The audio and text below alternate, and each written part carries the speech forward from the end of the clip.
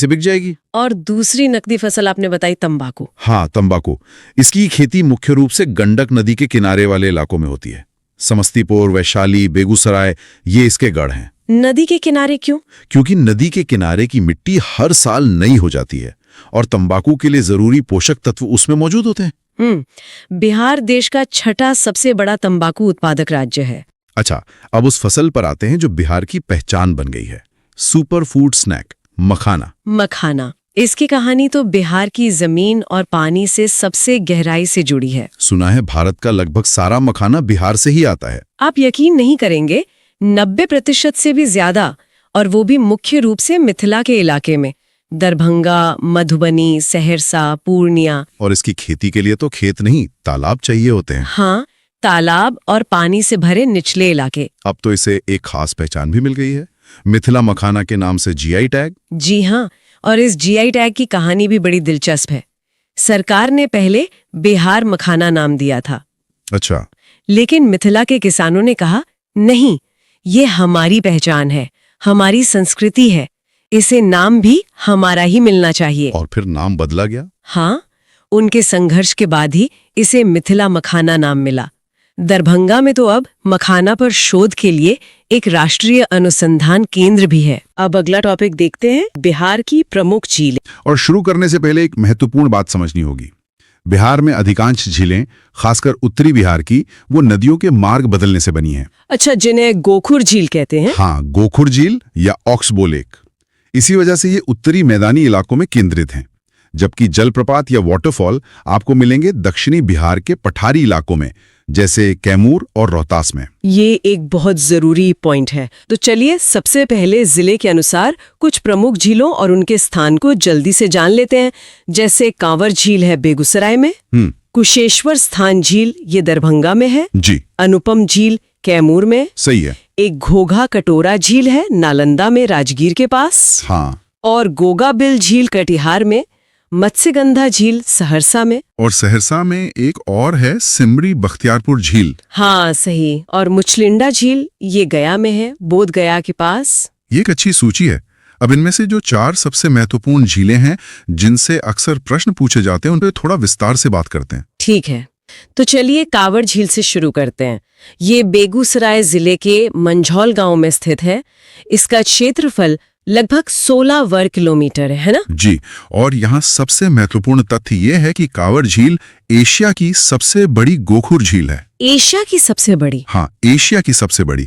और इसका निर्माण गंडक नदी के विसर्पण, मतलब उसके मार्ग बदलने की वजह से हुआ है। अच्छा, इस झील में पाए जाने वाली वनस्पतियों के बारे में भी पूछा जाता है।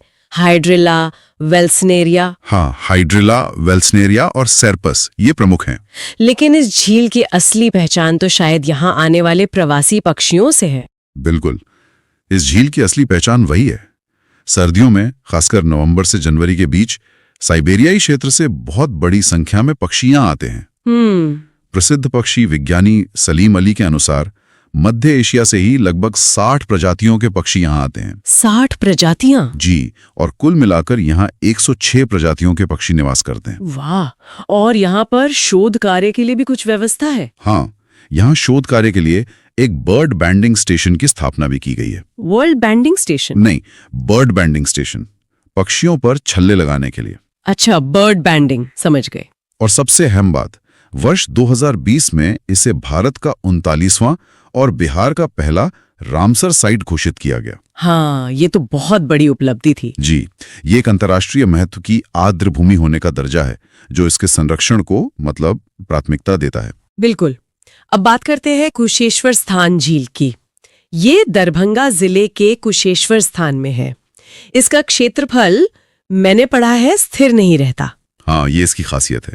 वर्षा ऋतु में ये 20 वर्ग किलोमीटर से बढ़कर 100 वर्ग किलोमीटर तक हो जाता है। 100 वर्ग किलोमीटर मतलब 5 गुना? जी, इसका कारण है कि इस झील में कमला और करेह जैसी नदियों का पानी इकट्ठा होता है, तो बाढ़ के समय इसका विस्तार हो जाता है। अच्छा, और ये क्षेत्र मछली उत्पादन का भी एक प्रमुख केंद्र है, जो मिथिला क्षेत्र की एक सामान्य विशेषता है। तो क्या कांवर झील की तरह यहाँ भी प्रवासी पक्षी आते हैं? जी बिल्कुल। देखिए भौगोलिक रूप से दरभंगा और बेगूसराय पास है, हाँ। तो पक्षियों के लिए कोई सीमा तो होती नहीं। सही बात है। तो यहाँ भी सर्दियों के मौसम में साइबेरियन क्रेन्स जैसे प्रवासी पक्षी आते हैं। इसी महत्व को देखते हुए वर्ष 1972 में ही इस झील को पक्षी अभयारण्य घोषित कर दिया गया था। अच्छा, 1972 में ही? ये तो काफी पहले की बात है। जी, बहुत पहले। चलिए अगली झील है घोघा झील। ये कटिहार जिले के मनिहारी क्षेत्र में है। ये तो काफी छोटी है, क्षेत्रफल सिर्फ 5 वर्ग किलोमीटर। हाँ, ये अपेक्षाकृत छोटी है, लेकिन इस झील की खासियत ये है कि इसके आसपास कई और छोटी बड़ी झीलें मौजूद हैं। तो ये अकेली नहीं है? नहीं, और इसी वजह से ये एक पर्यटन स्थल के रूप में विकसित हो रहा है और सरकार भी इसके विस्तार पर ध्यान दे रही है। ठीक है।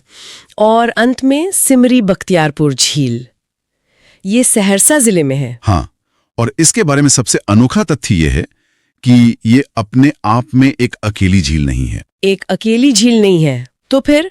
इसका निर्माण कई छोटी छोटी झीलों के मिलने से हुआ है। ये एक समूह है। अच्छा, कौन कौन सी झीलें हैं इसमें? इसमें जमुनिया, सरदिया, कुंभी और गोबरा जैसी कई प्रमुख झीलें मिलकर एक बड़े झील क्षेत्र का निर्माण करती हैं। मतलब ये एक झील समूह है? जी बिल्कुल, एक क्लस्टर है। तो अब अगला टॉपिक देखते हैं, बिहार की सिंचाई प्रणाली। चलिए इसके जो मुख्य बिंदु हैं उन पर एक नजर डालते हैं। जी, तो देखिए, सबसे पहले ये समझना जरूरी है कि बिहार एक कृषि प्रधान राज्य है। हाँ, जहाँ की लगभग 80% आबादी अपनी रोजी रोटी के लिए खेती पर ही निर्भर है। बिल्कुल, और खेती की जान क्या होती है? सिंचाई। और यहीं पर गंगा नदी एक बहुत बड़ी भूमिका निभाती है ना? हाँ, वो राज्य को लगभग 20 से 2 हिस्सों में बांट देती है। हाँ, उत्तरी बिहार और दक्षिणी बिहार। और गंगा का ये बंटवारा ही बिहार की सिंचाई की पूरी कहानी तय कर देता है। एक तरफ पानी ही पानी और दूसरी तरफ सूखा। बिल्कुल सही। आप उत्तरी बिहार को देखिए, वहाँ हिमालय से निकलने वाली सदा नीरा नदियां, मतलब जिनमें साल भर पानी रहता है। जी, गंडक, कोसी, बूढ़ी गंडक, नदियों का पूरा एक जाल बिछा है। तो पानी की कोई कमी नहीं है वहाँ? कमी नहीं, बल्कि पानी की अधिकता एक समस्या बन जाती है, बाढ़। हाँ, और खासकर कोसी नदी, उसे बिहार का शोक या सौरो ऑफ बिहार यूं ही तो नहीं कहते। बिल्कुल, वो अपना रास्ता बदलने के लिए कुख्यात है और हर साल तबाही लाती है। अच्छा, और दक्षिणी बिहार की स्थिति? वो इसके ठीक उलट है। मतलब सूखा? हाँ, दक्षिणी बिहार की नदियां मानसून पर निर्भर हैं, तो जैसे ही गर्मियां आती हैं ये अक्सर सूख जाती हैं। इससे तो सूखे की स्थिति बनती होगी। बिल्कुल, तो इसी असंतुलन को दूर करने के लिए एक परियोजना पर विचार हो रहा है। कौन सी परियोजना? उत्तर और दक्षिण बिहार की नदियों को जोड़ने की, ताकि बाढ़ का जो अतिरिक्त पानी है, हाँ, उसे सूखे क्षेत्रों में पहुंचाया जा सके। एक तीर से 2 शिकार वाली बात हो गई। जी बिल्कुल। तो अगर हम आज की जमीनी हकीकत देखें तो बिहार में सिंचाई के मुख्य स्रोत क्या हैं? हमारे पास कुछ आंकड़े भी हैं इस पर। हाँ, और ये आंकड़े मतलब एक बहुत ही अलग तस्वीर दिखाते हैं। वो कैसे? सिंचाई का सबसे बड़ा स्रोत नदियां या नहरें नहीं, बल्कि नलकूप हैं। नलकूप कितना प्रतिशत? लगभग 63.9%।